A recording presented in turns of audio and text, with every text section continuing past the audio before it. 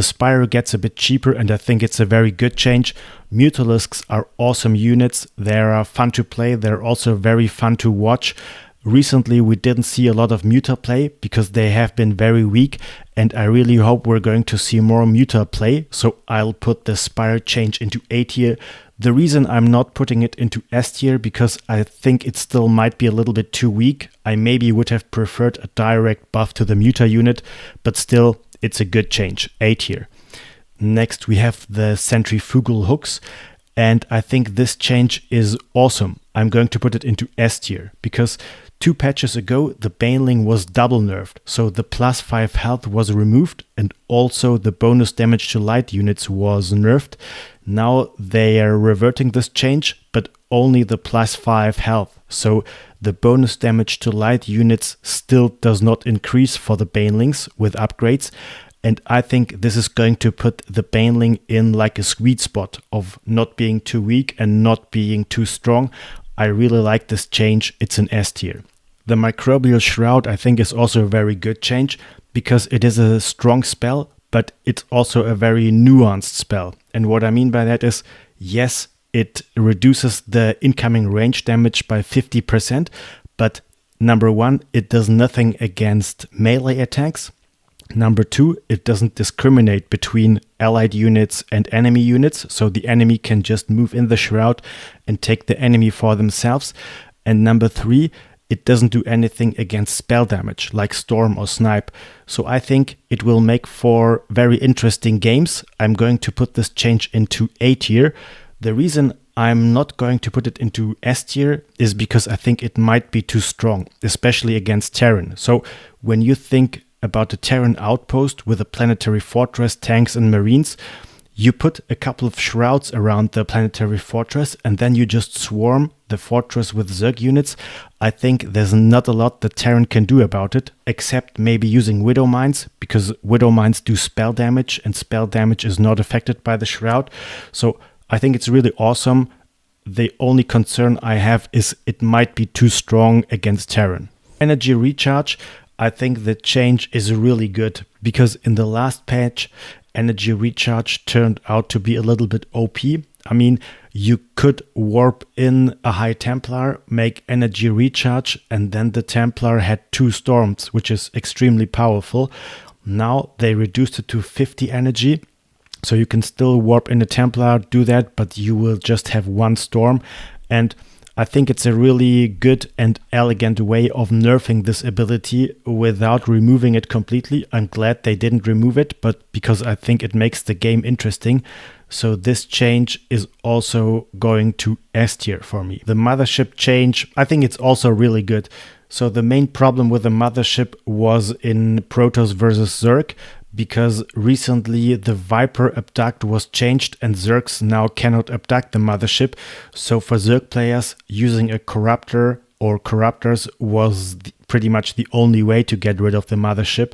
And if the mothership is like surrounded with void rays, you have a really hard time as a Zerg player to destroy the mothership. So making it a little bit slower, I think it's a really good change. I think I'm also happy with this change. I'm a Zerg player myself. I'm going to put it into A tier. Next we have the Psionic Storm, and that's a change I actually don't like. I think I'm going to put it into D tier. And the reason is, I get it. In the last patch, Storm was extremely strong, but that's not because of Storm itself. It was because energy recharge gave you so much energy to Storm. Now they nerfed the energy recharge, so when you warp in a Templar and you use it, you just have 1 storm, but as a trade-off, they gave the storm double the duration and a much more radius.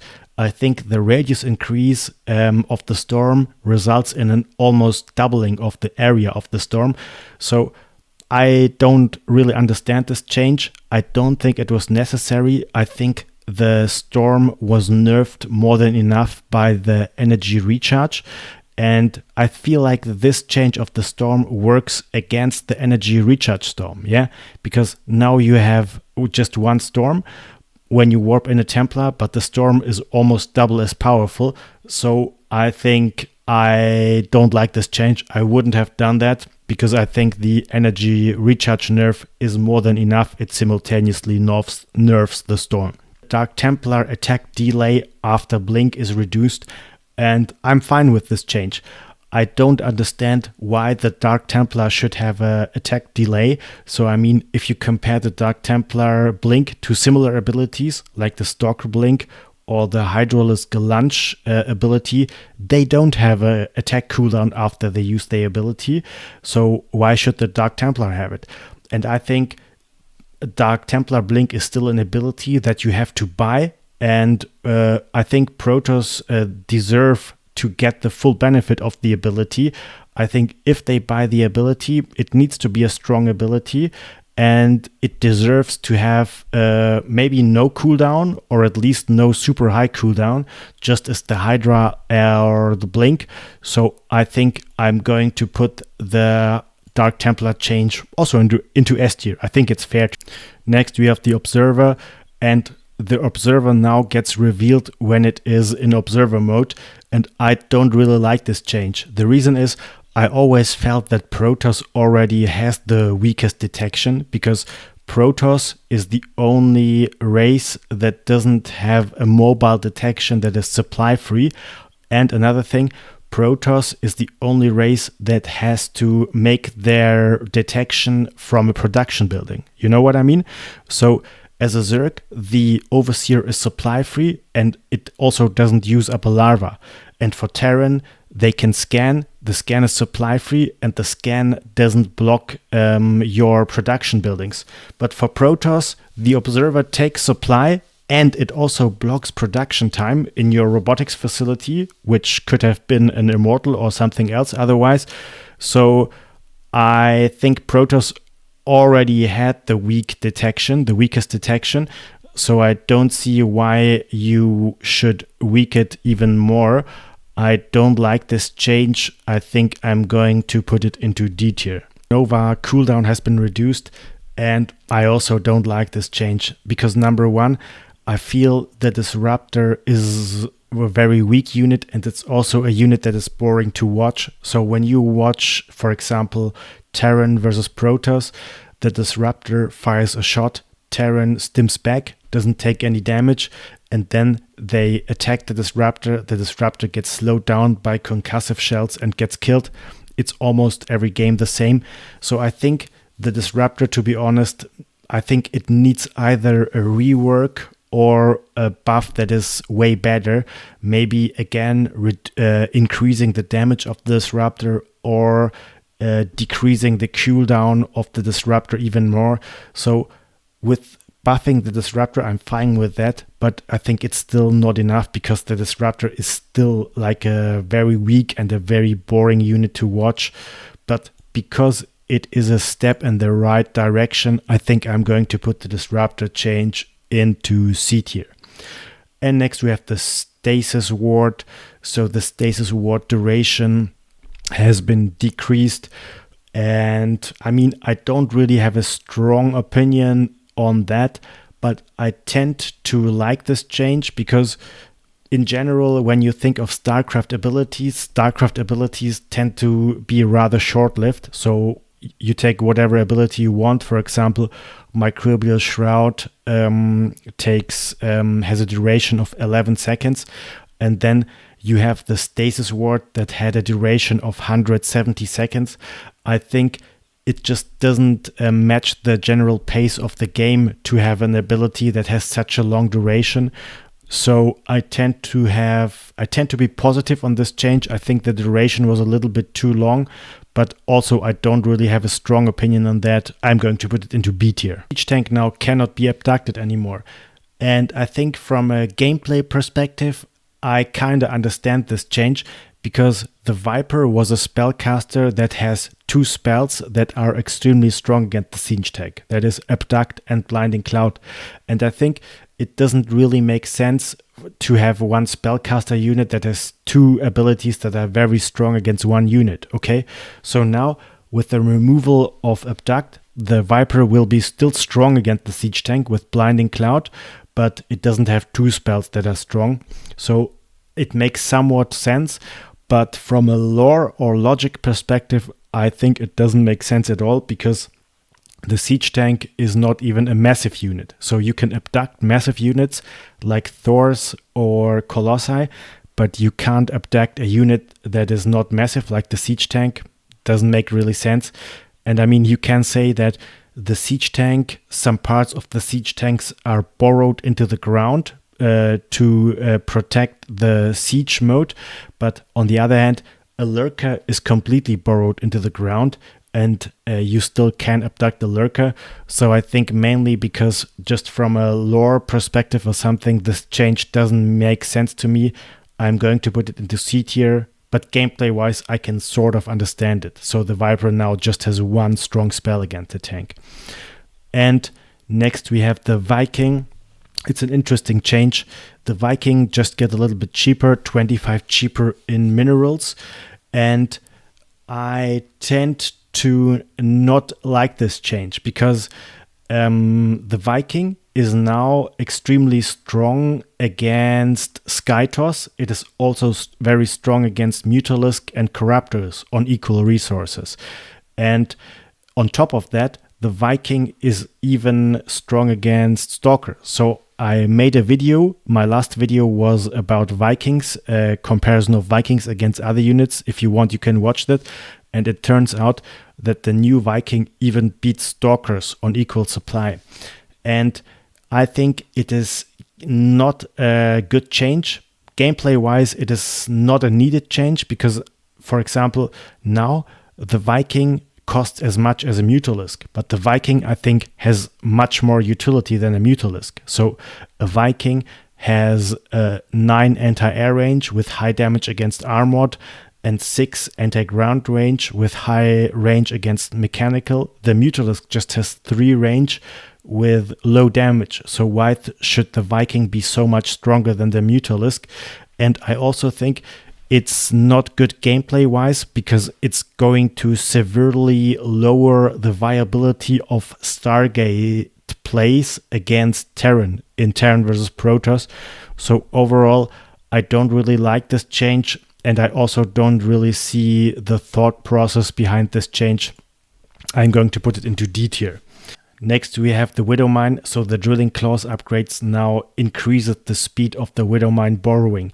And to be honest, I also don't like this change. I think the Widowmine is a pretty bad unit gameplay-wise. It's just a boring unit, both to play and to watch. I mean, you just borrow it and then it shoots the enemy. There's not a lot of micro and not a lot of decision-making involved. And the Widowmine is also like a fun killer unit, I would say, because when you play Protoss or Zerg, Terran can just borrow a Widowmine in your mineral line with a Widowmine drop, and if you are not careful, you will lose like 10 workers to one Widowmine hit, because the Widowmine one-shots workers without even any upgrade. So personally, I was never a fan of the Widowmine. I think it is both, it just makes the game not interesting. It's kind of frustrating to play against the Widowmine drops. And another thing is, like, I think the Widowmine buff works against the Spire buff, because yeah, now you can make the Mutalisks a little bit more easily, a little bit more cheaper, but the Widowmine is a classic anti-Mutalisk unit. So maybe the Spire change is just going to be cancelled out by the Widowmine buff. So I really don't like this change. I think it's going to make for pretty boring gameplay, and I will put it into D tier. The Liberator sight has been nerfed, so the Liberator won't be able to see the outer edge of its liberation zones. And I really like this change. So, because I think it will provide for interesting unit interactions. So, for example, when you think of the siege tank has a greater range than it has sight range. So, to get the full effectiveness of the siege tank range, you need a spotter unit, like a Viking, that provides vision for the siege tank. The Tempest also is that way. The Tempest also has a greater attack range than it has a sight range. You also need a spotter unit. And these types of unit interactions I like them. I like the type of unit interactions where one unit has a great range, but you need additional units to spot for this unit to get the full effectiveness. So I think this change will make for interesting games. Maybe Terran players are going to bring a Viking along with their Liberators. We don't know, because the Viking get cheaper, but unit interactions like this I think are very interesting. They're good for the game. I'll place it into S tier. The Ghost now takes 2 supply, but it has the light tag, and I don't really like this change. But from a lore perspective, of course, it makes sense, because when you look at pictures of the Marine looks like a very heavy armored guy with a power suit. But if you look at pictures of the Ghost is essentially just a guy dressed in a yoga suit or sports suit.